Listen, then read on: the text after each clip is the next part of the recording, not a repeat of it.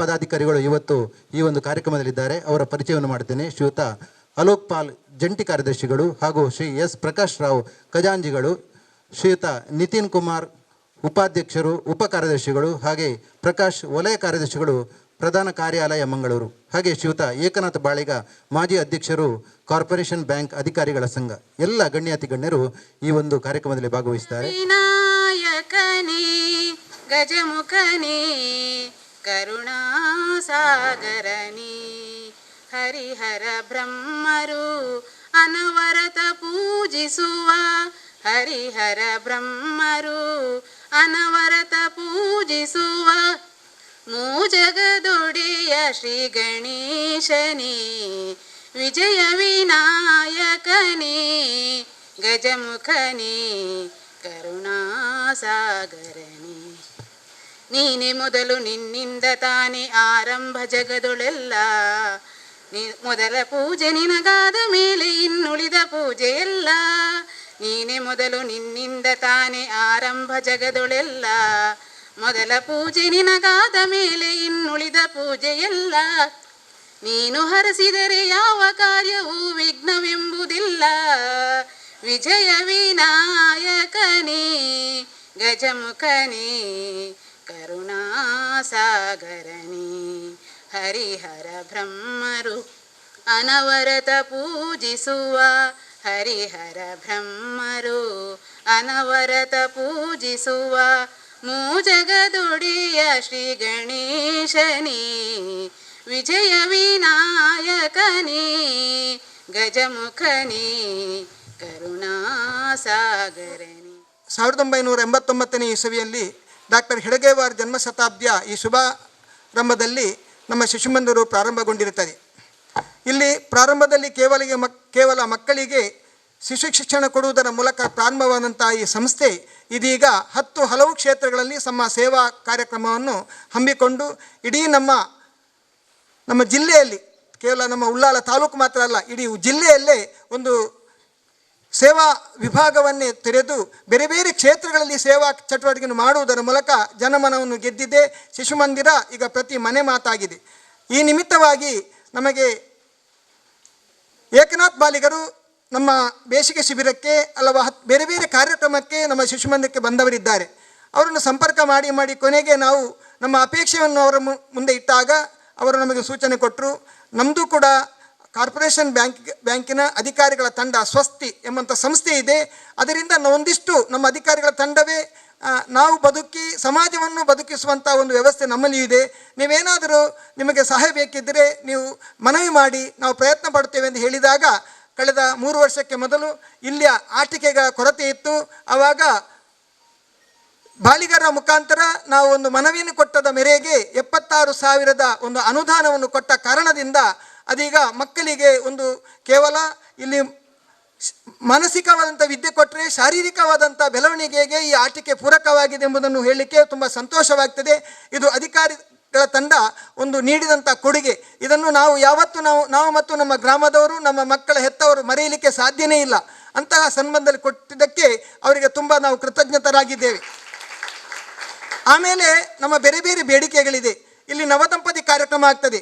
ಆವಾಗ ಒಂದು 100 ಜೊತೆ ದಂಪತಿಗಳಲ್ಲಿ ಸೇರಿದಾಗ ಒಂದು 200 ಜೊತೆ 200 ಜನರೇ ಅವರಾಗ್ತಾರೆ. ಮತ್ತು ನಮ್ಮೆಲ್ಲ ಬಂಧುಗಳು ಕಾರ್ಯಕರ್ತರಾಗುವಾಗ ಒಂದು 300 ಜನ ಸೇರಿದಾಗ ಇಲ್ಲಿ ಶೌಚಾಲಯದ ಕೊರತೆ ಉಂಟಾಗಿದೆ. ಆವಾಗ ಶೌಚಾಲಯ ಏನು ಮಾಡುವಂಥ ನಾವು ಯೋಚನೆ ಮಾಡಿದಾಗ ನಾನು ಹೇಳಿದ್ದು ಬಾಳಿಗರಲ್ಲಿ, ಸರ್ ಹೀಗಿದೆ, ಅದಕ್ಕೆ ಸತೀಶ್ ಶೆಟ್ಟರು ಈಗಿನ ಪ್ರಧಾನ ಕಾರ್ಯದರ್ಶಿಯಾಗಿದ್ದಾರೆ, ಅವರನ್ನು ನೀವು ಕಾಂಟ್ಯಾಕ್ಟ್ ಮಾಡಬೇಕು, ಅವಾಗ ಅವ್ರು ಏನಾದರೂ ಮಾಹಿತಿ ಕೊಡ್ಬೋದು ಅಂತ ನಾನು ಅವರನ್ನು ಕೂಡ ನಾವು ಮತ್ತು ನಮ್ಮ ಅಧ್ಯಕ್ಷರು ಹೋಗಿ ಕೇಳಿಕೊಂಡ ಮೇರೆಗೆ ಅವರು ಕೂಡ ಕೇವಲ ಇದೊಂದು ಶೌಚಾಲಯ ಅಲ್ಲ ಅವರು ಕೊಟ್ಟದ್ದು. ನಮ್ಮ ಪ್ರಾರಂಭ ಮಾಡಿದಾಗ ನಮ್ಮ ವಸ್ತುಗಳು ಕಡಿಮೆ ಆದರೂ ಕೂಡ ಕೊನೆಗಳಿಗೆಯಲ್ಲಿ ಭಾರಿ ವಿಶೇಷವಾದಂಥ ಕಾರ್ಯಕ್ರಮ ನಡೆದೇ ಹೋಯಿತು. ಏನೆಂದರೆ ಇಲ್ಲಿ ಈಗ ಹೊಸತು ಮಾಡಿದ ಶೌಚಾಲಯದಲ್ಲಿ ನೀರಿನ ಟ್ಯಾಂಕ್ ಇತ್ತು. ಆ ನೀರಿನ ಟ್ಯಾಂಕಿನ ತೆಗೆದು ನಾವು ಮೇಲಿನ ಮಹಡಿಗೆ ಹಾಕಬೇಕಿದ್ದರೆ ಅದಕ್ಕೆ ಆ ನೀರು ನಮಗೆ ಪಂಚಾಯತಿಯ ನೀರು ಬರುವುದು, ಅದೇ ಪೈಪ್ಲೈನಲ್ಲಿ ಆ ನೀರು ಮೇಲೆ ಹೋಗುವುದಿಲ್ಲ. ಅದಕ್ಕೆ ಅಲ್ಲೇ ನಾವೊಂದು ದೊಡ್ಡ ಒಂದು ಟ್ಯಾಂಕಿ ಮಾಡಿ ಅದಕ್ಕೆ ತುಂಬ ವೇಸ್ಟ್ ಖರ್ಚಾಗಿದೆ. ಆ ಟ್ಯಾಂಕಿ ಮಾಡಿ ಅದಕ್ಕೆ ಮತ್ತೆ ಮುಚ್ಚಳ ಹಾಕಿ ಅದನ್ನು ಮಕ್ಕಳು ಆಟ ಆಡುವಾಗ ಕಾರ್ಯಕ್ರಮ ಮಾಡುವಾಗ ಯಾವುದೇ ತೊಂದರೆ ಆಗಬಾರ್ದು ದೃಷ್ಟಿಯಿಂದ ಅದು ಈಗ ನಮಗೆ ಕಣ್ಣಿಗೆ ಕಾಣದಂಥ ಸ್ಥಿತಿಯಲ್ಲಿ ನಮ್ಮ ಟ್ಯಾಂಕ್ ಇದೆ. ಆ ಟ್ಯಾಂಕಿಯಿಂದ ಪಂಪು ಮೂಲಕ ಅದನ್ನು ಮೇಲೆ ನೀರು ಹಾಕಿಸಿ ಆಮೇಲೆ ಪೈಪು ವೈರಿಂಗ್ ಮಾಡಿ ಅದರ ಮೂಲಕ ನಮ್ಮೆಲ್ಲ ಶೌಚಾಲಯಕ್ಕೆ ಮತ್ತು ಶಿಶು ಮಂದಿರಕ್ಕೆ ಬೇಕಾದಷ್ಟು ನೀರನ್ನು ಬಳಕೆಯನ್ನು ಮಾಡುವುದಕ್ಕೆ ಸಾಧ್ಯವಾಯಿತು. ಆಮೇಲೆ ನಾವು ಯೋಚನೆ ಮಾಡಿದ್ದು ಇವರ ಅಧಿಕಾರಿಗಳ ಸಂಘ ಕೊಟ್ಟಿದಂಥ ಆಟಿಕೆ ಅದೊಂದು ಭದ್ರವಾಗಿರಬೇಕು, ಸುಭದ್ರವಾಗಿರಬೇಕು, ಸ್ವಚ್ಛವಾಗಿರಬೇಕು ಎಂಬಂಥ ಕಾರಣದಿಂದ ಅದಕ್ಕೆ ನಾವು ಒಂದು ತಡಬೇಲಿಯನ್ನು ಮಾಡಿದ್ದೇವೆ. ಅದಕ್ಕೂ ಕೂಡ ತುಂಬ ವೆಚ್ಚ ತಗಲಿದೆ. ನಾವು ಯೋಚನೆ ಮಾಡಿದ್ದೇನೋ ಸ್ವಲ್ಪ ಹಣದಲ್ಲಿ ಮಾಡ್ಬೋದು ಅಂತ, ಅದು ಮಾಡಿ ಈಗ ತುಂಬ ನಾವು ಯೋಚನೆ ಮಾಡದಷ್ಟು ಕೂಡ ಖರ್ಚು ವೆಚ್ಚ ಆಗಿದೆ.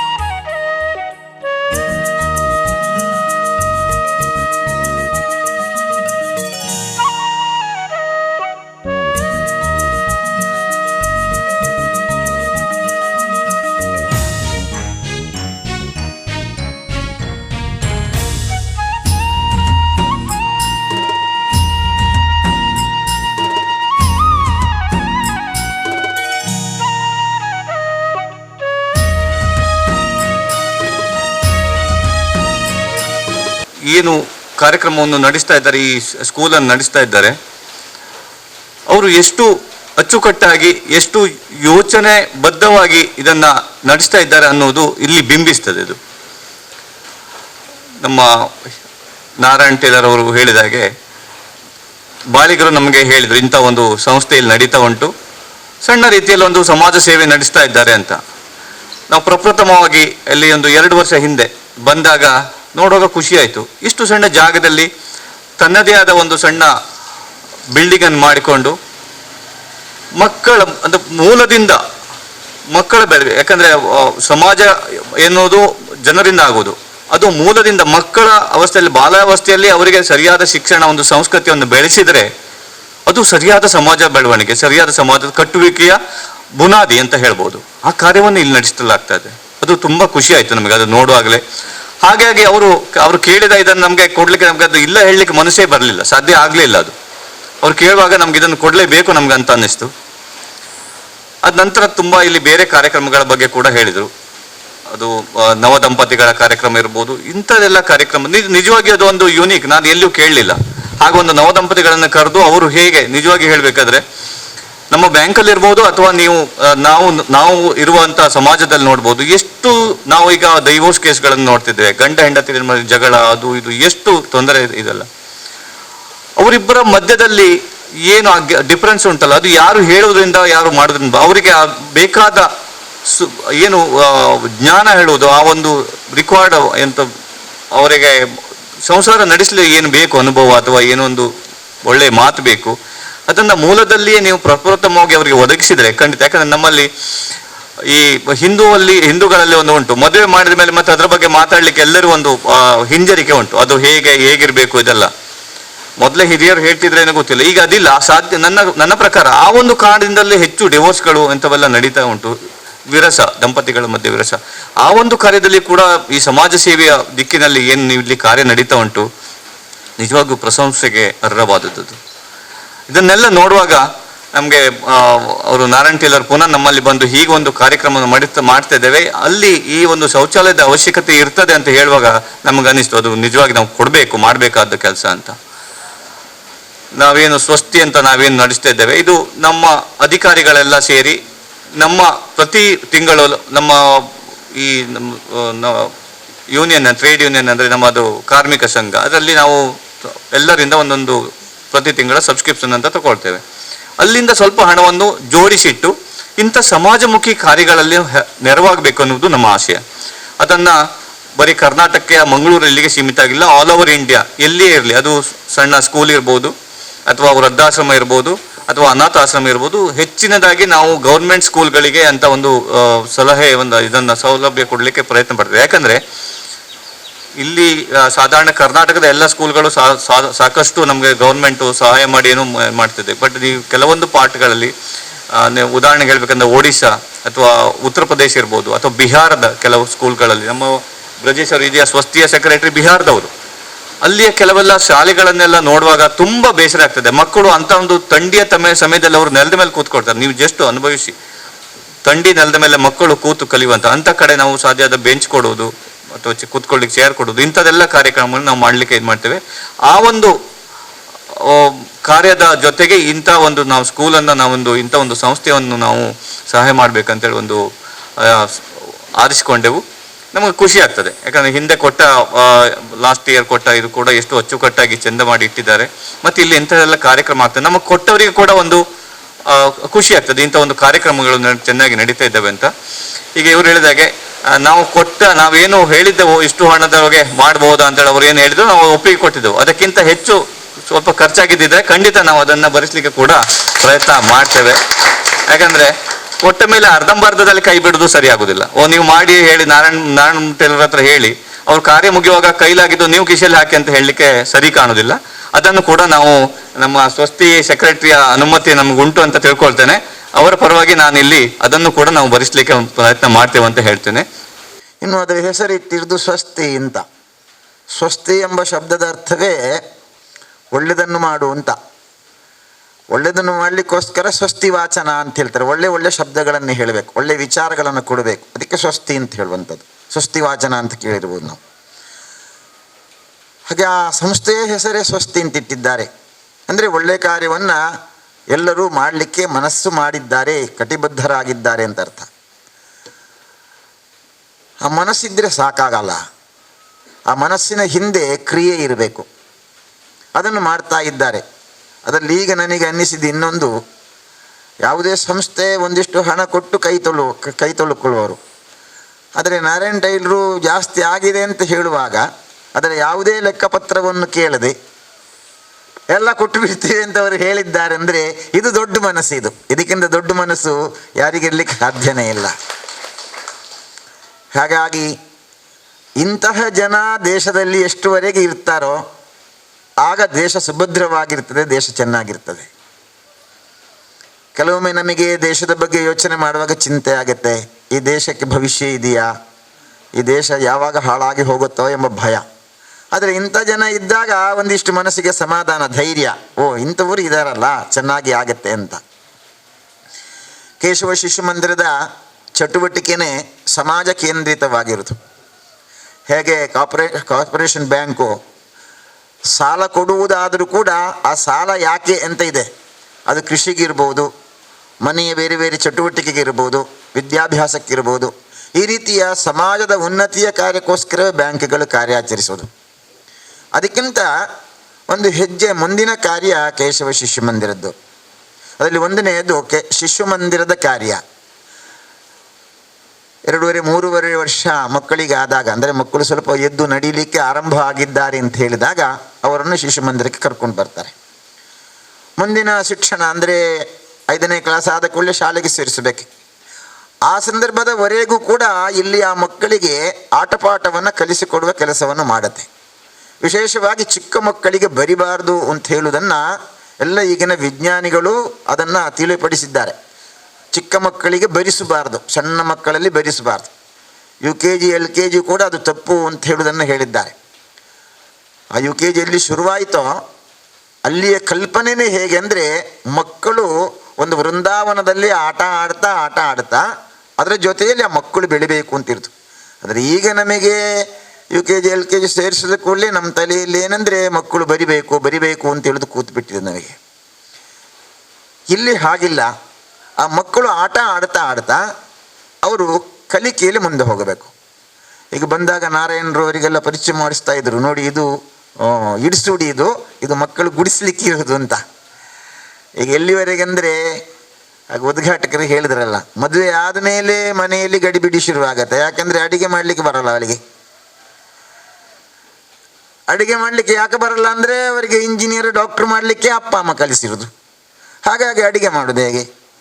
ಒಂದು ಮನೆಯಲ್ಲಿ ಒಬ್ಬಳು ಅಮ್ಮ ಮದುವೆಯಾಗಿ ಬಂದ ಮೇಲೆ ಗಂಡ ಯಾವಾಗಲೂ ಹೇಳೋದು, ಏನಕ್ಕೆಪ್ಪ ನೀನು ನನ್ನ ಮದುವೆ ಆಗಿಬಿಟ್ಟೆಪ್ಪ, ಒಂದು ದೋಸೆ ಮಾಡ್ಲಿಕ್ಕೆ ಬರಲ್ಲ, ಒಂದು ಇಡ್ಲಿ ಮಾಡ್ಲಿಕ್ಕೆ ಬರಲ್ಲ, ಒಂದು ಚಟ್ನಿ ಮಾಡ್ಲಿಕ್ಕೆ ಬರಲ್ಲ, ಏನು ತಿನ್ನೋದು ನಾನು ಅಂತ ಹೇಳುವಾಗ ಇವತ್ತು ಯಜಮಾನರಿಗೆ ಒಳ್ಳೆ ಒಂದು ದೋಸೆ ಮಾಡಬೇಕು ಅಂತ ಯೋಚನೆ ಮಾಡಿದ್ಲು. ಮಾಡಿ ಪಕ್ಕದ ಮನೆಯ ಅಜ್ಜಿಗೆ ಹೋಗಿ ಕೇಳಿದ್ರು, ಅಜ್ಜಿ ದೋಸೆ ಮಾಡೋದು ಹೇಗೆ ಅಂತ. ಅಜ್ಜಿ ಹೇಳಿದ್ಲು, ಅಲ್ಲ ಅದು ನೀರಲ್ಲಿ ಹಾಕಬೇಕು, ರುಬ್ಬಬೇಕು, ಅದೆಲ್ಲ ಹೇಳಿದ್ಲು. ಇವಳು ಪಾಪ ಬಂದೆಲ್ಲ ಮಾಡಿದ್ಲು, ಅದಕ್ಕೆ ಉದ್ದ ಹಾಕಿದ್ಲು, ಎಲ್ಲ ರುಬ್ಬಿದ್ಲು, ಎಲ್ಲ ಮಾಡಿದ್ಲು. ಎಲ್ಲ ಮಾಡಿ ಚೊಯ್ ಅಂತ ದೋಸೆ ಒಯ್ದಳು. ದೋಸೆ ಹೇಳ್ತಾ ಇಲ್ಲ, ಇದು ಬೇಯ್ತಾ ಇಲ್ಲ, ಏನೂ ಆಗ್ತಾ ಇಲ್ಲ. ಯಾಕೆ ದೋಸೆ ಬರ್ತಾ ಇಲ್ಲ ಅಂತ ಇವಳಿಗೆ ಮಂಡೆ ಬಿಸಿಯಾಗಿ ಮೆಲ್ಲ ಬಗ್ಗಿ ನೋಡಿದ್ಲು. ನೋಡಿದರೆ ಆ ಅಜ್ಜಿ ಮಂಡೆ ಎಲ್ಲ ಬೋಳು ಮಾಡಿಸಿ, ಯಾಕಂದರೆ ಅವಳು ವಿಧವೆ, ಅವಳು ಬೋಳು ಮಂಡೆ ಮಾಡಿದ್ದಾಳೆ. ಬೋಳು ಮಂಡೆ ಮಾಡಿ ದೋಸೆ ಹಾಕ್ತಿದ್ದಾಳೆ. ಓ, ಹಾಗಿದ್ರೆ ದೋಸೆ ಹೊಯ್ಬೇಕಾದ್ರೆ ಬೋಳು ಮಂಡೆ ಮಾಡಬೇಕು ಅಂತೇಳಿ ಇವಳು ಬಂದು ಹೋಗಿ ಬೋಳು ಮಂಡೆ ಮಾಡಿಸಿಬಿಟ್ಟು ಅವಳು ಚೀಯ ಹೋದ್ರು. ದೋಸೆನೇ ಆಗ್ತಾ ಇಲ್ಲ. ಯಾಕೆ ದೋಸೆ ಆಗ್ತಾ ಇಲ್ಲ? ಇವಳು ತಲೆ ಬಿಸಿ ಮಾಡಿ ಮಾಡಿ ಮಾಡಿ ಕೊನೆಗೆ ಯಜಮಾನ್ರು ಬಂದುಬಿಟ್ರು. ಯಜಮಾನ್ರು ಬಂದು, ಏನೇ ಇದು ಹೀಗೆ, ನೀನು ಬೋಳು ಮಾಡಿದ್ಯಾ, ಏನಾಯ್ತು ನಿನಗೆ, ಯಾರು ತೀರ್ಕೊಂಡ್ರ ಅಂತ ಗಡಿಬಿಡಿ ಆದರು. ಇಲ್ಲ ನಾನು ಅಜ್ಜಿಗೆ ಕೇಳಿದೆ ದೋಸೆ ಮಾಡಲಿಕ್ಕೆ, ಅಜ್ಜೆಲ್ಲ ಹೇಳಿದ್ರು. ಆಮೇಲೆ ದೋಸೆ ಬರಲಿಲ್ಲ, ಅಜ್ಜಿ ದೋಸೆ ಹೊಯ್ತಾ ಇದ್ರು, ಅವ್ಳು ಬೋಳು ಮಂಡೆ ಮಾಡಿದ್ರು, ಅದಕ್ಕೆ ನಾನು ಮಾಡಿದೆ ಅಂತ. ಪೆದ್ದಿ, ದೋಸೆ ಬರಬೇಕಾದ್ರೆ ಅದಕ್ಕೆ ಬೆಂಕಿ ಹಾಕಬೇಕೇ ಕೆಳಗಡೆ, ನೀನು ಬೆಂಕಿಯೇ ಉರಿಸಲಿಲ್ವಲ್ಲ ಅಂತ ಹೇಳುವಾಗ, ಓಹೋ ಬೆಂಕಿ ಉರಿಸಬೇಕಲ್ಲ ಅಂತ ಅವಳಿಗೆ ಗೊತ್ತಾಯ್ತು. ಅಂದರೆ ಪಾಪ ಈ ಹೆಣ್ಮಕ್ಳಿಗೆ ಏನು ಮಾಡೋದು ಗೊತ್ತಾಗಲ್ಲ. ಯಾಕಂದರೆ ಡಿಗ್ರಿ ಉಂಟಷ್ಟೇ, ನಮಗೆ ಸರ್ಟಿಫಿಕೇಟ್ ಇದೆ, ದೋಸೆ ಮಾಡಲಿಕ್ಕೆ ಬರಲ್ಲ, ಚಟ್ನಿ ಮಾಡಲಿಕ್ಕೆ ಬರಲ್ಲ, ಈ ಸ್ಥಿತಿ ಇದೆ. ಅದಕ್ಕೋಸ್ಕರ ಕೇಶವ ಶಿಶು ಮಂದಿರದಲ್ಲಿ ಚಿಕ್ಕ ಮಕ್ಕಳಿಗೆ ಆ ಚೊಕ್ಕವಾದ ಪಾಠವನ್ನು ಕಲಿಸಿಕೊಡುವ ಕೆಲಸ ಆಗತ್ತೆ. ಚಟ್ನಿ ಮಾಡಬೇಕಾದ್ರೆ ಏನೇನು ಬೇಕೋ ಆ ಸಣ್ಣ ಮಕ್ಕಳೇ ಹೇಳ್ತಾರೆ ನೋಡಿ, ಇಷ್ಟಕ್ಕಿರೋ ಮಕ್ಕಳು ಹೇಳಿಬಿಡ್ತಾರೆ ಚಟ್ನಿ ಮಾಡಲಿಕ್ಕೆ ಏನು ಬೇಕು, ತೆಂಗಿನಕಾಯಿ ಬೇಕು, ಉಪ್ಪು ಬೇಕು ಅಂತ. ನನ್ನ ಅಜ್ಜಿಯೊಬ್ಬಳು ದೋಸೆ ಮಾಡಿದ್ರಂತೆ ಹಿಂದೆ, ಎಷ್ಟು ಅಕ್ಕಿ ಹಾಕಿದ್ಲು ಅಷ್ಟೇ ಉಪ್ಪು ಹಾಕಿಬಿಟ್ರಂತೆ, ಗೊತ್ತಿಲ್ಲ ಅವರಿಗೆ ಎಷ್ಟು ಹಾಕಬೇಕು ಅಂತ. ಆದರೆ ಈ ಮಕ್ಕಳಿಗೆ ಗೊತ್ತು ಏನೇನು ಬೇಕು, ಎಷ್ಟೆಷ್ಟು ಬೇಕು ಅಂತ. ಅಂದರೆ ಚಿಕ್ಕದಿರುವಾಗ ಆ ಪಾಠವನ್ನು ಕಲಿಸಿಕೊಡ್ಬೇಕು. ಹಿರಿಯರಿಗೆ ವಂದಿಸುವುದು, ನಮಸ್ಕಾರ ಮಾಡೋದು, ಅವರನ್ನು ಶ್ರದ್ಧಾಭಕ್ತಿಯಿಂದ ಬೆಳೆಸೋದು ಈಗ ಕಡಿಮೆ ಆಗ್ತಾ ಇದೆ. ಅದನ್ನು ಇಲ್ಲಿ ಕಲಿಸುವಂಥ ಕೆಲಸ ಆಗತ್ತೆ. ಹಾಗಾಗಿ ಚಿಕ್ಕ ಮಕ್ಕಳಿಗೆ ಬೇಕಾಗಿರೋದು ಇಂಜಿನಿಯರ್ ಆಗಲಿಕ್ಕೆ, ಡಾಕ್ಟರ್ ಆಗಲಿಕ್ಕೆ ಬೇಕಾದ ಶಿಕ್ಷಣ ಅಲ್ಲ, ಬದಲಾಗಿ ಮಾನವನಾಗಲಿಕ್ಕೆ ಬೇಕಾದ ಶಿಕ್ಷಣ ಬೇಕು. ನಮ್ಮ ದೇಶದ ಧರ್ಮನೇ ಅದು. ಮೊದಲು ನೀನು ಮಾನವನಾಗು, ಮಾನವನಾಗತಾ ನೀನು ಮಾಧವನಾಗು. ಹಾಗಾಗಿ ಈ ಮಾಧವನನ್ನಾಗಿ ಮಾಡುವ ಕೆಲಸವನ್ನು ಕೇಶವ ಶಿಶು ಮಂದಿರದಲ್ಲಿ ಮಾಡುತ್ತೆ. ಅದಕ್ಕೆ ನಾವು ಧನ್ಯವಾದ ಹೇಳಬೇಕಾದ್ದು ಅವರ ಜೊತೆಯಲ್ಲಿ ಇರ್ತಾರಲ್ಲ ಮಾತಾಜಿಯವರು, ಅವರ ಜೊತೆಯಲ್ಲಿ ನಾವು ಇರಬೇಕು.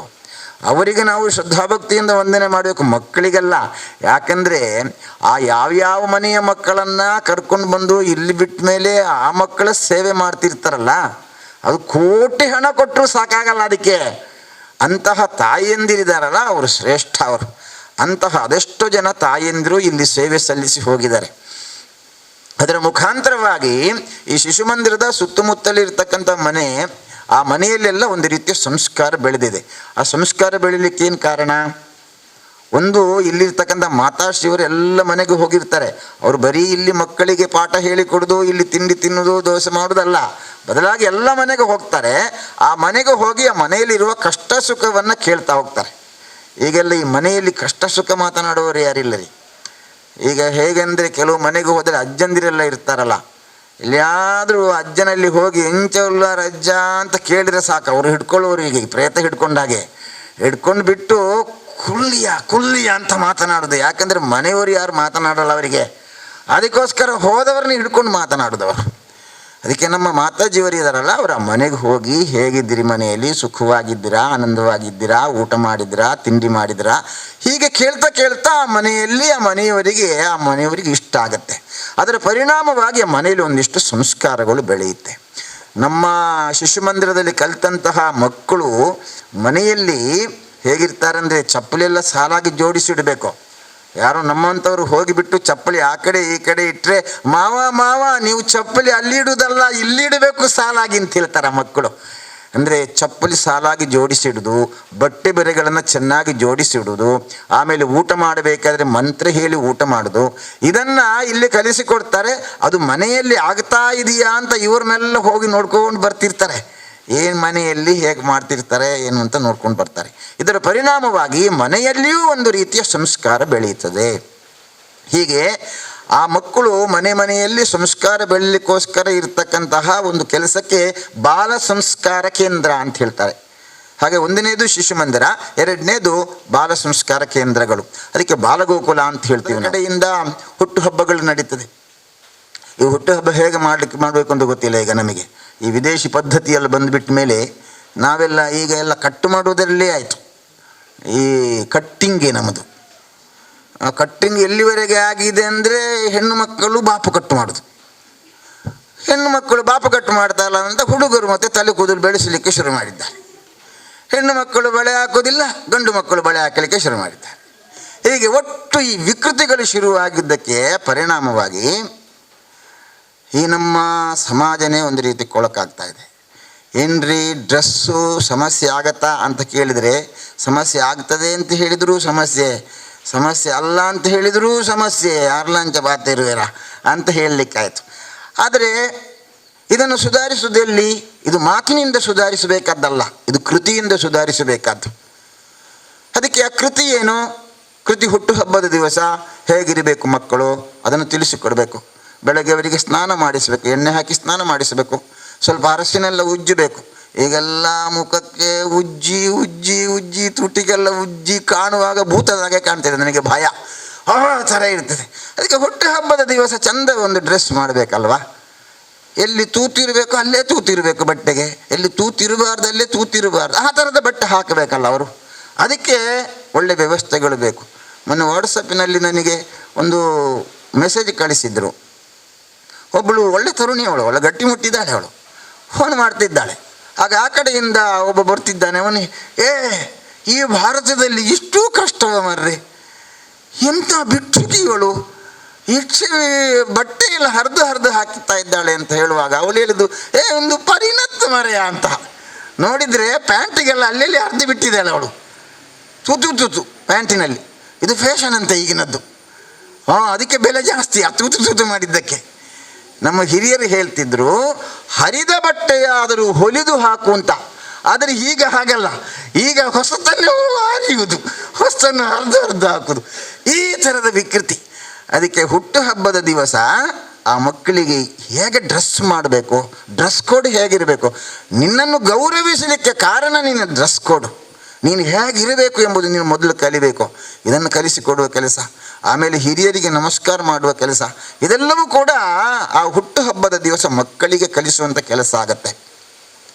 ನಾನು ಒಂದು ಕಡೆಯಲ್ಲಿ ಭಾಷಣ ಮಾಡಿದ್ದೆ. ಈ ಕೇಕ್ ಕಟ್ಟು ಮಾಡೋದು ನಮ್ಮ ಪದ್ಧತಿಯಲ್ಲ, ಕಟ್ಟು ಮಾಡೋದು ಉಂಟಲ್ಲ ಅದು ನಮ್ಮದಲ್ಲ. ದೀಪವನ್ನು ನಂದಿಸಬಾರ್ದು. 1 ವರ್ಷದ ಮಗುವಿನ ಮುಂದೆ 1 ಕ್ಯಾಂಡ್ಲು, 2 ವರ್ಷಕ್ಕೆ 2, 3 ವರ್ಷಕ್ಕೆ 3, ಒಂದು 50 ವರ್ಷ ಆದರೆ 50 ಕ್ಯಾಂಡ್ಲು ಇಡಬೇಕು. ಇಟ್ಟ ಮೇಲೆ ಹುಟ್ಟುಹಬ್ಬದ ಸಮಯ ಅಂಡ್ ಮಗ ಉರಿಪು ಅಂತ ಹೇಳುವಾಗ ಮಾಡುವಾಗ ದೀಪ ಎಲ್ಲ ನಂದುದು. ಆಮೇಲೆ ಹ್ಯಾಪಿ ಬರ್ತ್ಡೇ ಅಂತ ಕೂಗುದು. ಈ ದೀಪ ನಂದಿಸುವುದು ಉಂಟಲ್ಲ ಅದು ನಮ್ಮ ಭಾರತೀಯ ಪದ್ಧತಿಯಲ್ಲ. ಯಾವುದೋ ಒಂದು ಮತದ ಪದ್ಧತಿ ಇರ್ಬೋದು, ಆದರೆ ನಾವು ನಂದಿಸುವವರಲ್ಲ, ನಾವು ಬೆಳಗಿಸುವವರು. ತಮಸೋಮ ಜ್ಯೋತಿರ್ಗಮಯ, ಕತ್ತಲೆಯಿಂದ ಬೆಳಕಿನ ಕಡೆಗೆ. ಒಂದು ಮನೆಯಲ್ಲಿ ಮಗು ಹುಟ್ಟಿದರೆ ಮನೆಯವರೆಲ್ಲ ಕೂಗ್ಲಿಕ್ಕುಂಟ, ಅಯ್ಯೋ ಒಂಜಿ ಬಾಲೆ ಪುಟ್ಟನು ಮರೆಯ ನನ್ನದಾದನು, ಕೂಗಲಿಕ್ಕಿಲ್ಲ, ಅಲ್ಲಿ ಆನಂದ ಪಡುವುದು. ಹಾಗಾಗಿ ಆನಂದಿಸುವುದಂದ್ರೆ ಏನು? ಜ್ಞಾನದ ಸಂಕೇತ ಅದು. ಹಾಗಾಗಿ ಮಗು ಹುಟ್ಟಿದೆ ಅಂದರೆ ನಮಗೆ ಬೆಳಕು ಕೊಡಲಿಕ್ಕೆ ಬಂದಂತಹ ಭಾಗ್ಯ ದೇವತೆ. ಅವಳು ಹೆಣ್ಣಾದರೆ ಲಕ್ಷ್ಮಿ, ಗಂಡಾದರೆ ಅವನು ಲಕ್ಷ್ಮೀನಾರಾಯಣ ಅವನು. ಅಂತಹ ಒಂದು ಸಂಕಲ್ಪದಿಂದ ಇರುವವರು ದೀಪ ನಂದಿಸುವುದಾ? ಆಮೇಲೆ ಕೇಕ್ ಕಟ್ಟು ಮಾಡುವುದು. ನಾನು ಹೇಳಿದೆ ಕೇಕ್ ಕಟ್ಟು ಮಾಡಬಾರ್ದು ಮಾರ್ರೆ, ಕಟ್ಟಿಂಗ್ ಇಲ್ಲ ನಮ್ಮದು. ಈಗೆಲ್ಲ ಉದ್ಘಾಟನೆ ಎಲ್ಲ ರಿಬ್ಬನ್ ಕಟ್ಟು ಮಾಡೋದು. ಏನು ಕಟ್ಟಿಂಗ್ ಇದು? ಹಾಗೆಲ್ಲ ಕೇಳಿ ಒಬ್ಬನಿಗೆ ಭಾರಿ ಜ್ಞಾನೋದಯ ಆಯಿತು. ಅವನು ತನ್ನ ಮಗುವಿನ ಹುಟ್ಟು ಹಬ್ಬ ಮಾಡಿದ.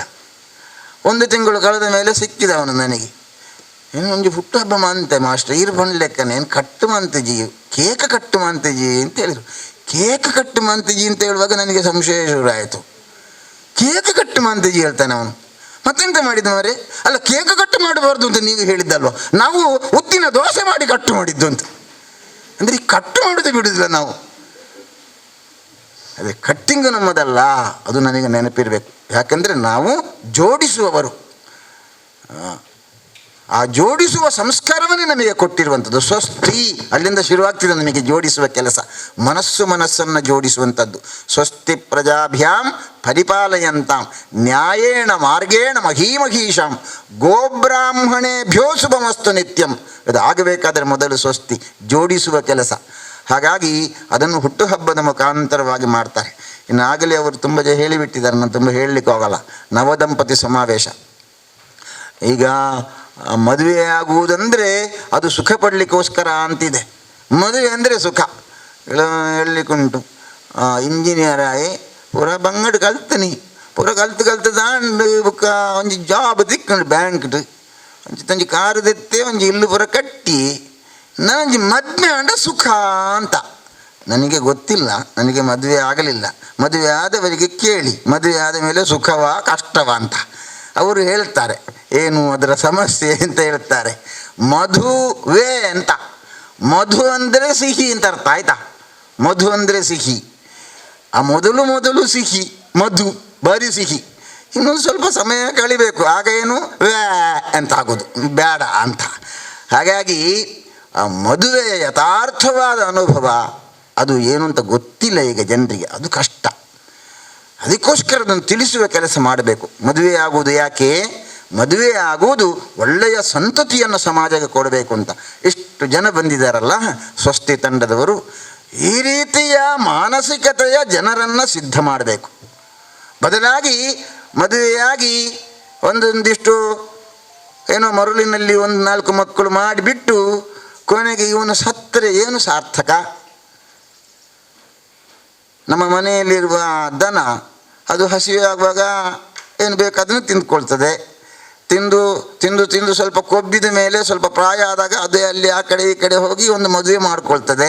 ಆಮೇಲೆ ಒಂದು ಸಂತತಿ ಮಾಡ್ತದೆ, ಕೊನೆ ಒಂದು ದಿವಸ ಸಾಯ್ತದೆ. ಆ ಪ್ರಾಣಿಗೂ ನಮಗೇನಪ್ಪ ವ್ಯತ್ಯಾಸ ಆಗಿದ್ರೆ?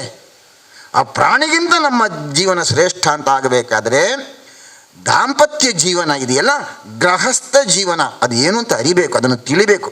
ಅದು ಸಣ್ಣ ಸಂಗತಿ ಅಲ್ಲ. ಅದು ನನಗೆ ಗೊತ್ತಿಲ್ಲದಿದ್ದರೂ ಕೂಡ ನಾನು ಸ್ವಲ್ಪ ಓದಿ ತಿಳಿದಿದ್ದೇನೆ. ನಾನು ಇಡೀ 4 ಆಶ್ರಮಗಳ ಪೈಕಿ ಗೃಹಸ್ಥಾಶ್ರಮ ಅಂದರೆ ಶ್ರೇಷ್ಠವಾಗಿರೋದು. ಯಾಕಂದರೆ ನನ್ನಂಥವ್ರನ್ನು ಸಾಕುವುದು ಅವರು, ಗೃಹಸ್ಥರು. ಸನ್ಯಾಸಿಗಳನ್ನು ಸಾಕುವುದವರು, ಬ್ರಹ್ಮಚಾರಿಗಳನ್ನು ಸಾಕುವುದವರು, ಭಿಕ್ಷುಕನನ್ನು ಸಾಕುವುದವರು, ಮಕ್ಕಳನ್ನ ಮರಿಗಳನ್ನು ಸಾಕುವುದವರು. ಒಂದು ದಿವಸ ಒಂದು ಮನೆಗೆ ಹೋಗಿದ್ದೆ ನಾನು. ಮನೆಯಲ್ಲಿ ನಾನು ಅವರು ಯಜಮಾನರೆಲ್ಲ ಒಟ್ಟಿಗೆ ಮಲಗಿದ್ದೆವು. ನಾವು ರಾತ್ರಿ 1-2 ಗಂಟೆ ಆಯಿತು. ನನಗೆ ಎಚ್ಚರ ಆಯಿತು. ನೋಡಬೇಕಾದ್ರೆ ಇವರ ಮಗ ಚಿಕ್ಕವ, ಒಂದು 3 ವರ್ಷ ಪ್ರಾಯ ಇರ್ಬೋದು ಆ ಹುಡುಗನಿಗೆ. ಅವನನ್ನು ಚೇರ್ನಲ್ಲಿ ಕೂರಿಸಿದ್ದಾನೆ. ಕೂರಿಸಿ ಅಪ್ಪ ಕಾಲಿನಲ್ಲಿ ಬಟ್ಟೆಯಲ್ಲಿ ಒರೆಸ್ತಾ ಇದ್ದಾನೆ.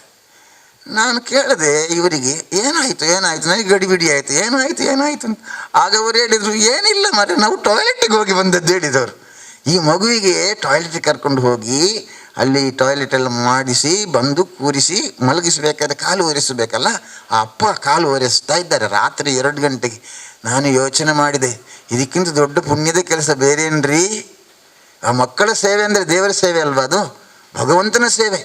ಹಾಗಾಗಿ ಗೃಹಸ್ಥ ಜೀವನ ಅಂದರೆ ಅದು ಶ್ರೇಷ್ಠವಾಗಿರುವ ಜೀವನ, ಅದನ್ನು ಕಲಿಸಿಕೊಡ್ಬೇಕಲ್ಲ. ಅದಕ್ಕೆ ನವದಂಪತಿ ಸಮಾವೇಶ ಒಂದಿಷ್ಟರಲ್ಲಿ ಮುಗಿಸಿಬಿಡ್ತೇನೆ ನಾನು ಅದೆಲ್ಲ ಹೋಗಲಿ. ಇನ್ನು ಮುಂದಕ್ಕೆ ಈ ವರ್ಷ ವಿಶೇಷ ಕಾರ್ಯಕ್ರಮ. ಈಗ ಬಂದಿರುವ ನೀವೆಲ್ಲ ಚಂದ ಕೇಳಿಕೊಳ್ಬೇಕು ಈಗ ನಾನು ಹೇಳೋದನ್ನು. ಏನಂದರೆ, ನಾನು ಕಾಶಿ ಯಾತ್ರೆ ಮಾಡಿದೆ, ಬದರಿ ಅಲ್ಲಿ ಇಲ್ಲೆಲ್ಲ ಹೋಗಿ ಬಂದಾಗ ತೀರ್ಥ ತಂದಿದ್ದೆ. ಇಲ್ಲಿಗೂ ಗ್ರಾಚಾರಕ್ಕೆ ಬಂದುಬಿಟ್ಟದು. ಗ್ರಾಚಾರ ಅಂತ ಹೇಳಿದ್ದು ಯಾಕೆಂದರೆ ಮತ್ತೆ ನಿಮಗೆ ಗೊತ್ತಾಗ್ತದೆ. ಹಾಗೆ ಬಂದು ಒಳಗಡೆ ಕೂತು ಎಲ್ಲರಿಗೂ ತೀರ್ಥ ಪ್ರಸಾದ ಕೊಟ್ಟಾಯಿತು. ಆಗ ನಾರಾಯಣರು ಬಂದು ಹೇಳಿದರು, ಆ ಜಾಗೆ ಅವಳು ಒಂದು ಜಾಗೆ ಪೂರ ಬ್ಯಾರಿ ದೆಪ್ಪುನೆಂಡುಂಡು ನನ್ನ ಮೂಳು ಬ್ಯಾರಿ ಬತ್ತನ ನಾನು ದನ ಪೇರು ಗೊತ್ತುಜ್ಜಿ ಅಂತ ಮಂಡೆ ಬಿಸಿ ಮಾಡಿದರು. ಆಗ ನಾನು ತೀರ್ಥ ಕೊಟ್ಟು ಹೇಳಿದೆ, ಗಂಗಾಜಲ ಇದು ಕೊಂಡೋಗಿ ಹಾಕಿ, ಜಾಗ ನಮಗೆ ಸಿಕ್ಕುವ ಹಾಗೆ ದೇವರೇನಾದರೂ ಮಾಡ್ತಾನೆ ಅಂತ. ಹಾಗೆ ಗಂಗಾಜಲ ಕೊಟ್ಟು ಗ್ಲಾಸಿನಲ್ಲಿ ಇವರು ತಗೊಂಡು ಹೋದರು. ತಗೊಂಡು ಹೋಗಿ ಬಂದು ಕೇಳಿದೆ, ಒಡೆಬಾಡಿ ಯಾರು ಅಂತ. ಮೂಜಿ ದಿಕ್ಕಿಡು ಮಾಡ್ತೆ ಅಂತ ಹೇಳಿದವರು. ಆಡೆಗೆಲ್ಲ ಮಾಡ್ತೆ, ಗೀಡೆಗೆಲ್ಲ ಮಾಡ್ತೆ, ಆಬೆಗೆಲ್ಲ ಮಾಡ್ತೆ ಅಂತ. ಹಾಗೆ 3 ದಿಕ್ಕಿನಲ್ಲಿ ಹಾಕಿ ಬಂದಿದ್ದಾರೆ. ಈಗ ಲೆಕ್ಕ ಸೇರಿಸುವಾಗ ಒಂದು 10-70 ಲಕ್ಷದವರೆಗೆ ಬೇಕಾಗ್ತದೆ ಅದಕ್ಕೆ ಹಣ. ಇನ್ನೂ ಏನೇನು ಆಸೆ ಇದೆ ಅವರದು. ಇಲ್ಲಿ ಬಿಲ್ಡಿಂಗ್ ದೊಡ್ಡದು ಮಾಡಬೇಕು, ಬಂದವರಿಗೆ ಅತಿಥಿಗಳಿಗೆ ವಸತಿ ವ್ಯವಸ್ಥೆ ಮಾಡಬೇಕು, ಇನ್ನು ಊಟದ ವ್ಯವಸ್ಥೆ ಮಾಡಬೇಕು, ಈ ಥರ ಯೋಚನೆ ಇದೆ. ಅದಕ್ಕೆ ಈ ವರ್ಷ ನಾನು 3 ವರ್ಷ ಆಯಿತು ಎಲ್ಲ ಮಾಸದಲ್ಲಿ 1 ಮಾಸ ರಾಮಾಯಣದ ಕಥಾನಕವನ್ನು ಎಲ್ಲ ಮನೆಗಳಲ್ಲಿ ಹೇಳು. ಈ ವರ್ಷ ಮನೆಯಲ್ಲಿ ಕಾರ್ಯಕ್ರಮ, ಕಳೆದ ವರ್ಷ ದೇವಸ್ಥಾನದಲ್ಲಿ ಮಾಡಿದೆ. ಈ ವರ್ಷ ಅವರಿಗೆ ಹೇಳಿದೆ, ನೋಡಿ ಈ ವರ್ಷ ನಿಮ್ಮ ಲೆಕ್ಕದಲ್ಲಿ ಹರಿಕತೆ ಮಾಡುವ, ಕೊನೆಯಲ್ಲಿ ಶ್ರೀರಾಮನಿಗೊಂದು ಪಟ್ಟಾಭಿಷೇಕ ಮಾಡುವ, ಅದನ್ನು ಈ ಭೂಮಿಯಲ್ಲೇ ಮಾಡುವ ಅಂತ ಅವರಿಗೆ ಮಾತು ಕೊಟ್ಟಿದ್ದೇನೆ. ಹಾಗೆ ರಾಮಾಯಣ ಮಾಸ ಶುರುವಾಗಿದೆ. ಅಕ್ಟೋಬರ್ 13ನೇ ತಾರೀಕಿನಿಂದ ಅಕ್ಟೋಬರ್ 20ನೇ ತಾರೀಕಿನವರೆಗೆ ವಿಶೇಷ ಕಾರ್ಯಕ್ರಮ ಇಲ್ಲಿ ನಡೀಲಿಕ್ಕಿದೆ. ಹಾಗಾಗಿ ನಿಮಗೆಲ್ಲ ಈಗಲೇ ಆಮಂತ್ರಣ. ನಮಗಿನ್ನು ಆಮಂತ್ರಣ ಸಿಕ್ಕಲಿಕ್ಕಿಲ್ಲ ಅಂತ ಹೇಳಬಾರ್ದು. ನೀವು ಆಮಂತ್ರಣಕ್ಕೆ ಇವತ್ತೇ ಬದ್ಧರಾಗಿದ್ದೇವೆ, ನಾವು ಕೊಟ್ಟಿದ್ದೇವೆ, ನೀವು ಬರಬೇಕು, ಬಂದು ಆ ಕಾರ್ಯಕ್ರಮದಲ್ಲಿ ಇರಬೇಕು ಮಾತ್ರ ಅಲ್ಲ, ನಿಮ್ಮೆಲ್ಲ ಸಂಬಂಧಿಕರನ್ನು ನಿಮ್ಮ ಸ್ನೇಹಿತರನ್ನು ಬರಲಿಕ್ಕೆ ಹೇಳಬೇಕು. ಆ ದಿವಸ ಪ್ರಭು ಶ್ರೀರಾಮಚಂದ್ರನಿಗೆ ಒಂದು ಕನಕಾಭಿಷೇಕ ಮಾಡಬೇಕು ಅಂತಿದ್ದೇವೆ. ಪಲಿಮಾರು ಮಠದ ಸ್ವಾಮಿಗಳು ಮಂತ್ರಾಕ್ಷತೆ ಹಾಕಿಕೊಟ್ಟಿರುವಂಥ ಒಂದು ವಿಗ್ರಹ, ಅದು 2 ವರ್ಷದಿಂದ ನಾವು ಹರಿಕತೆ ಕೊಂಡೋಗಿ ಪೂಜೆ ಮಾಡ್ತೇವೆ. ಅದನ್ನು ಕೊಂಡೋಗಿ ಎಲ್ಲ ಕಡೆ ಪೂಜೆ ಆಗ್ತಾಯಿದೆ. ಅದನ್ನು ತಂದು ಅದಕ್ಕೊಂದು ಪಟ್ಟಾಭಿಷೇಕ ಮಾಡಬೇಕು, ಪೇಜಾವರ ಸ್ವಾಮಿಗಳ ಕೈಯಿಂದ ಅದನ್ನು ಮಾಡಿಸಬೇಕು ಅಂತಿದೆ. ಹಾಗಾಗಿ ಅದಕ್ಕೆ ಕನಕಾಭಿಷೇಕ ಮಾಡಿದರೆ ನಮ್ಮ ಮನೆಯಲ್ಲಿ ಧನ, ಕನಕ, ಪುತ್ರ, ಪೌತ್ರ, ವಾಹನ ಎಂಬಿತ್ಯಾದಿ ಅಷ್ಟ ಐಶ್ವರ್ಯಗಳು ಅದೆಲ್ಲ ನಮಗೆ ಸಿದ್ಧಿಯಾಗಬೇಕು. ಅದಕ್ಕೋಸ್ಕರ ನಾವು ಮಾಡ್ತಾ ಇರೋದು. ಹಾಗೆ 13ನೇ ತಾರೀಕಿಗೆ 108 ಕಾಯಿಯ ಗಣಪತಿ ಹೋಮ, ಅದಾಗಿ ಸೀತಾ ಕಲ್ಯಾಣ, ಕೊನೆಯಲ್ಲಿ 20ನೇ ತಾರೀಕಿಗೆ ಒಂದು ವಿಶೇಷ ಕನಕಾಭಿಷೇಕ, ಈ ಕಾರ್ಯಕ್ರಮವನ್ನು ಮಾಡಬೇಕು ಅಂತಿದೆ.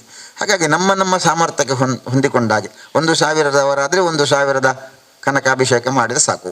ಒಂದು 25,000 ಕೊಡುವ ತಾಕತ್ತಿದ್ದವರು 25,000 ಕೊಡಲಿ, 1 ಲಕ್ಷ ಕೊಡುವವರು 1 ಲಕ್ಷ ಕೊಡಲಿ. ಹೀಗೆ ಅವರವರ ಸಾಮರ್ಥ್ಯಕ್ಕೆ ಹೊಂದಿಕೊಂಡು ಆ ಕನಕಾಭಿಷೇಕವನ್ನು ಮಾಡಬೇಕು. ಮತ್ತು ಅವರಿಗೆ ಆಗಲೇ ಮಾತು ಕೊಟ್ಟಿದ್ದೆ ನಾನು ಮೊನ್ನೆ, ನೀವು ಮಾಡಿದ ಕನಕಾಭಿಷೇಕ ಆಗಲಿ, ಇಲ್ಲಿ 1 ವಾರ ನಾನು ಇರುವಾಗಲಿ ನನಗೇನು ನಿಮ್ಮಿಂದ ಅಪೇಕ್ಷೆ ಇಲ್ಲ. ಅಲ್ಲಿ ಬಂದ ಎಲ್ಲ ಹಣವನ್ನು ಕೇಶವ ಶಿಶು ಮಂದಿರಕ್ಕೆ ಕೊಟ್ಟು ನಾನಿಲ್ಲ ವಿರಮಿಸ್ತೇನೆ, ಈ ರೀತಿ ಅವರಿಗೆ ಮಾತು ಕೊಟ್ಟಿದ್ದೇನೆ. ಹಾಗಾಗಿ ನೀವೆಲ್ಲ ಸ್ವಲ್ಪ ದೊಡ್ಡ ಮನಸ್ಸು ಮಾಡಿದರೆ, ಎಲ್ಲ ಬ್ಯಾಂಕಿನವರಲ್ವ, ಹಾಗಾಗಿ ಬ್ಯಾಂಕಿನಲ್ಲಿ ಪೈಸೆ ಉಂಟು, ನಮ್ಮಲ್ಲೆಲ್ಲ ಪೈಸೆ ಇಲ್ಲ, ಈಗ ಖಾಲಿ. ಮೊನ್ನೆ ನಾವು ಸಂಗ್ರಹಕ್ಕೆ ಹೋದಾಗ ಒಬ್ಬರು ಹೇಳಿದರು, ಎಲ್ಲ ವ್ಯಾಪಾರಿಗಳೆಲ್ಲ ಕಂಗಾಲರಿ, ನರೇಂದ್ರ ಮೋದಿಯವರು ಬಂದ ಮೇಲೆ ಎಲ್ಲ ಕಂಗಾಲಾಗಿ ಬಿಟ್ಟಿದ್ದಾರೆ, ಪೈಸೆ ಇತ್ತಲೇ ಬ್ಯಾಂಕ್ ತಗೊಳ್ತಾ ಉಂಟು ಅಂತ ಹೇಳಿದರು ಅವರು. ಹಾಗಾಗಿ ಒಂದು ಧೈರ್ಯ, ನಿಮ್ಮದಲ್ಲದಿದ್ದರೂ ಉಂಟಲ್ಲ ನಿಮ್ಮಲ್ಲಿ. ಹಾಗಾಗಿ ಅದರಲ್ಲಿ ಸ್ವಲ್ಪ ಹಣವನ್ನು ಏನಾದರೂ ಕೊಡಿಸುವ ಕೆಲಸವನ್ನು ಮಾಡಿ ಈ ಶಿಶು ಮಂದಿರ ಇದು ನಾರಾಯಣರು ಹೇಳಿದ ಹಾಗೆ ಬರೀ ಇದು ಇಲ್ಲಿಗೆ ಮಾತ್ರ ಕೇಂದ್ರಿತ ಅಲ್ಲ. ಈಗ ಹೇಳಿದ್ರಲ್ಲ ಸ್ವಸ್ತಿ ಸಂಸ್ಥೆ, ಅದು ಇಡೀ ದೇಶಕ್ಕೆ ಸಂಬಂಧಪಟ್ಟದ್ದು ಅಂತ ಹೇಳಿದ ಹಾಗೆ ಕೇಶವ ಶಿಶು ಮಂದಿರ ಅಂದರೆ ಅದು ಬರೀ ಕಿನ್ಯಕ್ಕೆ ಸಂಬಂಧಪಟ್ಟದ್ದಲ್ಲ. ಇಲ್ಲಿ ಕಲಿತಿರುವಂಥ ಮಕ್ಕಳು ಇಡೀ ದೇಶವ್ಯಾಪಿಯಾಗಿ, ನಾನು ಭಾರತ ಅಂತ ಹೇಳ್ತಾ ಇಲ್ಲ, ದೇಶವ್ಯಾಪಿಯಾಗಿ ಒಳ್ಳೆಯ ಕಾರ್ಯವನ್ನು ಮಾಡುವಂತಹ ಶಕ್ತಿಯನ್ನು ಅವರಿಗೆ ಕೊಡಬೇಕು. उनको इस सरस्वती की धरा को, इस धरा को, माँ सरस्वती को नमन, इस धरा को नमन। यहाँ के हर कण कण में बसे माँ सरस्वती का जो आशीर्वाद है उसको आप लोग रूबरू कराते हैं लोगों से, लोगों को पास भेजते हैं, लोगों को बताते हैं क्या संस्कार है। अभी बता रहे थे, हम पूरा तो नहीं समझ पा रहे थे, लेकिन जहाँ तक समझ रहे थे उससे ये जरूर झलक रहा था कि हमारे महोदय, हमारे जो विचारक थे, वो ये बता रहे थे कि संस्कार जो भारत का संस्कार है, जो भारत में भारत की जो संस्कृति रही है, हमारे पूर्वजों ने जो हमें दिया है, उसको ऐसे विद्यालय ही दे सकते हैं। आज भले लोग अपने जो बड़े लोग होते हैं अपने बच्चों को ऐसे विद्यालयों में पढ़ाने का काम नहीं करते हैं या यहाँ नहीं भेजते हैं, लेकिन हमें नहीं भूलना चाहिए कि राजा रामचंद्र जी भी अयोध्या नरेश थे, बहुत बड़े राजा दशरथ जी के पुत्र थे। वो चारों भाइयों को भी गुरुकुल में शिक्षा लेने के लिए जंगल में जाना पड़ता था, जहाँ अपने से अपना संसाधन करना पड़ता था। लकड़ी काट के लाते थे और वहाँ ऊटा अनाज जो का भोजन तैयार करते थे, खुद खाते थे, गुरु को खिलाते थे। एक संस्कार था। उस संस्कार को जीवित रखने के लिए हमें ऐसे विद्यालयों को आगे लेके चलना होगा। अब ये काम हमारे कंधों पर है, जो आप लोग कर रहे हैं। ये इसको धन्यवाद देने से केवल नहीं होगा, आप बहुत बड़ा कार्य है जो समाज के लिए आप लोग कर रहे हैं। आप कल्पना कीजिए जब इस स्कूल केशव शिशु मंदिर की स्थापना हुई होगी, जो हमारे पूर्वज, जो हमारे संस्थापक इसकी संस्थापना के बारे में सोचे होंगे, कितना कार्य कठिन रहा होगा। कोई संसाधन नहीं, लोगों से इकट्ठा करके सोचे होंगे, कितना पहाड़ पर्वत जैसा रहा होगा। लेकिन रामधारी सिंह दिनकर जी का एक पंक्ति है कि है विघ्न कौन ऐसा जग में जो टिक सके वीर के मग में, खम ठोक ठेलता है जब नर पर्वत के जाते पाँव खर, मानव जब जोर लगाता है पत्थर पानी हो जाता है। तो वह यह कार्य भी उन दिनों पानी के जैसे बहा होगा और ऐसे विद्यालयों की स्थापना हुई होगी जिसके चलते समाज में एकजुटता रहा है। अभी थोड़ा हम गड़बड़ा रहे हैं। सही बताए थे सर कि अब जो हम कपड़े पहनते हैं, जींस पहनते हैं, पूरा नहीं समझ रहे थे, लेकिन उनका भाव बिल्कुल समझ में आ रहा था कि वो ऐसा ही है कि हम अपने उसको भूल रहे हैं। यही कारण है। अब सोचिए क्या कारण है। IAS IPS जो बड़े पदाधिकारी हैं वो सुसाइड कर लेता है, 2 साल 3 साल शादी के बाद उसकी शादी टूट जाती है। क्या कारण है? कुछ कारण नहीं है। एकमात्र कारण है हम अपने संस्कार से पीछे हो रहे हैं। हमारा जो भारत की संस्कृति है, हमारा जो पूर्वजों का दिया हुआ संस्कार है, वो खत्म हो रहा है। कहीं ना कहीं वेस्टर्न कल्चर हमारे ऊपर हावी हो रहा है। इसी के कारण हम इसके चलते हम पीछे हो रहे हैं, दिन प्रतिदिन हम पीछे चले जा रहे हैं। इसको बचाने के लिए ऐसे केशव शिशु मंदिर की स्थापना की गई होगी, हमारे पूर्वजों ने किया होगा और किया है, जिसको हम लोग बचा रहे हैं। अब हमारे ऊपर है। और यहाँ के शिक्षक को विशेष रूप से धन्यवाद कि आप इस जगह इस अच्छे व्यवस्था को कायम रखे हैं। अभी हमको पता चला था, अंदर गए, वहाँ पता चला कि बिना लिखे हुए बच्चों को सिखाया जाता है यहाँ। ये कितनी बड़ी बात है।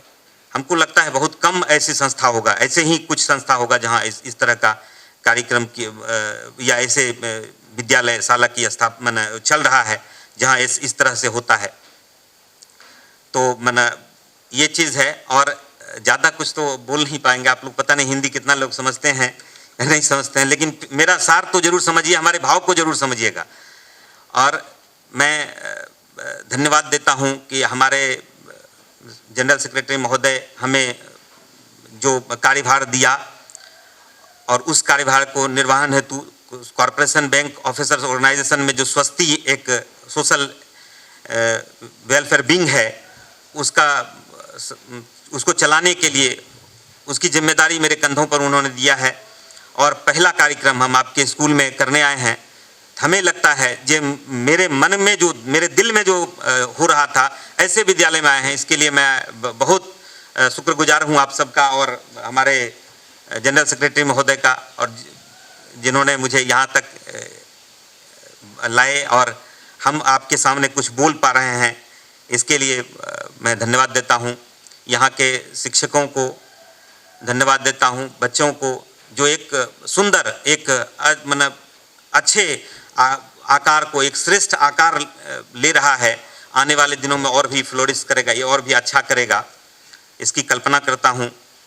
और इस पावन धरती को पुनः प्रणाम करते हुए धन्यवाद देता हूँ। जब भी ज़रूरत पड़ेगा हमारे स्वस्ति की तरफ से हम लोग ऐसी तरह से आते जाते रहेंगे और हम श्रद्धापूर्वक विनम्रतापूर्वक थोड़ा बहुत कुछ कर पाएंगे। और इस तरह से हमारी उपस्थिति हमेशा आपके सामने होती है। ಪರಿವರ್ತನೆ ಮಾಡುವಂತ ಕೆಲಸವನ್ನು ಶಿಶು ಮಂದಿರ ಮಾಡ್ತಾ ಇದೆ। ಈ ಒಂದು ಕಾರ್ಪೊರೇಷನ್ ಬ್ಯಾಂಕಿನ ಈ ಒಂದು ಉದಾತ್ತವಾದಂತ ಮನಸ್ಸಿನಿಂದ ಅಧಿಕಾರಿಗಳ ಸಂಘ ಕೊಟ್ಟಂತ ಈ ಒಂದು ಸವಲತ್ತುಗಳ ಸಮರ್ಪಣಾ ಕಾರ್ಯಕ್ರಮಕ್ಕೆ ಶಿಶು ಮಂದಿರದಿಂದ ಗೌರವ ಸಮರ್ಪಣೆ, ಫಲಪುಷ್ಪ ಹಾಗೂ ಸ್ಮರಣಿಕೆಯನ್ನು ಕೊಟ್ಟು ಗೌರವಿಸಿದಂಥ ಶ್ರೀಯುತ ಶಿಶು ಮಂದಿರ ಅಧ್ಯಕ್ಷರಾದಂಥ ಶ್ರೀಯುತ ಶಿವರಾಮ್ ಶೆಟ್ಟಿ ಹಾಗೂ ಪುಂಡರೀಕಾಕ್ಷ ಬೆಳ್ಳೂರಿ ಅವರಿಗೆ ಶಿಶು ಮಂದಿರ ಪರವಾಗಿ ತುಂಬ ಹೃದಯದ ಧನ್ಯವಾದಗಳು. ಈ ಒಂದು ಕಾರ್ಯಕ್ರಮಕ್ಕೆ ಪ್ರತಿನಿತ್ಯ ಪ್ರತಿ ಸಲ ಕೂಡ ನಮ್ಮ ಕಾರ್ಯಕ್ರಮವನ್ನು ಬಂದು ಆ ಕಾರ್ಯಕ್ರಮವನ್ನು ಪ್ರಸಾರ ಮಾಡಿದಂಥ ಶಿವ, ಇದಕ್ಕೆ ನಮ್ಮ ಪುಂಡರೀಕಾಕ್ಷರು ಇವರಿಗೆ ಶಂಕರ ಅಂತ ಸೇರಿಸಲಿಕ್ಕೆ ಹೇಳಿದ್ದಾರೆ. ದಯವಿಟ್ಟು ಶಿವಶಂಕರ ದಯವಿಟ್ಟು ವೇದಿಕೆ ಬರಬೇಕು. ಅವರಿಗೆ ಶಾಲು ಹಾಕಿ ಗೌರವಿಸಬೇಕಾಗಿ ಪುಂಡರೀಕಾಕ್ಷ ಬೆಳ್ಳೂರಿ ಇವರ ಹತ್ರ ವಿನಂತಿಯನ್ನು ಮಾಡ್ತಾ ಇದ್ದೇನೆ. ಅತ್ಯಂತ ಸರಳ ಸಜ್ಜನಿಕೆಯ ವ್ಯಕ್ತಿ ಶ್ರೀಯುತ ಶಿವಶಂಕರ. ಇವರ ಹೆಸರು ಇನ್ನು ಮುಂದೆ ಶಿವಶಂಕರ.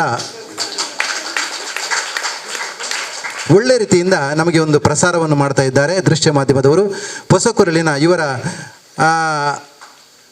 ನಮ್ಮವರೇ ಆದಂಥ ಶ್ರೀಯುತ ವಿದ್ಯಾಧರ್ ಶೆಟ್ಟಿ ಕೂಡ ನಮ್ಮವರೇ. ಅವರು ಕೂಡ ಈ ಶಿಶು ಮಂದಿರಕ್ಕೆ ಅತ್ಯಂತ ಪ್ರೋತ್ಸಾಹವನ್ನು ನೀಡ್ತಾ ಇದ್ದಾರೆ. ಈ ಸಮರ್ಪಣಾ ಕಾರ್ಯಕ್ರಮದ ದೀಪ ಬೆಳಗಿಸಿ ಉದ್ಘಾಟನೆ ನಡೆಸಿದಂತಹ ಶ್ರೀಯುತ ಸತೀಶ್ ಶೆಟ್ಟಿ, ಮಹಾಕಾರ್ಯದರ್ಶಿ, ಕಾರ್ಪೊರೇಷನ್ ಬ್ಯಾಂಕ್ ಅಧಿಕಾರಿಗಳ ಸಂಘ, ಇವರಿಗೆ ಕೇಶವ ಶಿಶು ಮಂದಿರ ಹಾಗೂ ನಿಮ್ಮೆಲ್ಲರ ಪರವಾಗಿ ವಂದನೆಗಳನ್ನು ಅರ್ಪಿಸ್ತಾ ಇದ್ದೇನೆ. ಅದರಂತೆ ಉಪಾಧ್ಯಕ್ಷರಾದ ಬಿ ಶ್ರೀಧರ್ ಇವರಿಗೂ ಶಿಶು ಮಂದಿರ ಹಾಗೂ ನಿಮ್ಮೆಲ್ಲರ ಪರವಾಗಿ ಧನ್ಯವಾದಗಳನ್ನು ಅರ್ಪಿಸ್ತಾ ಇದ್ದೇನೆ.